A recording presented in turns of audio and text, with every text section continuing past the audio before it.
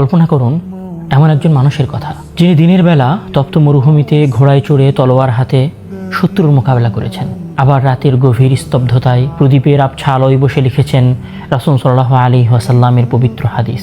যিনি মুহাদ্দিস হওয়ার পাশাপাশি ব্যবসার মাধ্যমে অঢেল সম্পদের মালিক হয়েছিলেন, কিন্তু সেই বিশাল সম্পদের একটি দিরহামও তিনি নিজের জন্য জমিয়ে রাখেননি। সব উজাড় করে দেন গরিবদের মাঝে, ঋণগ্রস্তদের ঘরে, জ্ঞান পিপাসু ছাত্রদের পেছনে।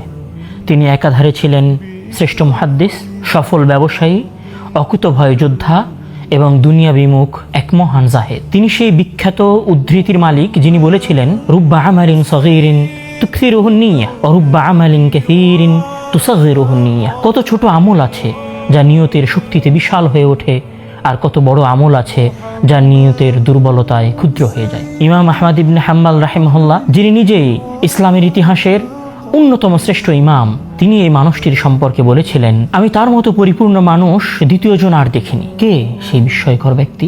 আল ইতিসাম টিভির ধারাবাহিক আয়োজন ইতিহাসের অজানা মুহাদ্দিসগণের আজকের পর্বে আমরা শুনব ইতিহাসের এক অবিস্মরণীয় নক্ষত্র আব্দুল্লাহ ইবনুল মুবারক রাহিমাহুল্লাহ এর জীবনের অবিশ্বাস্য সব গল্পসমূহ।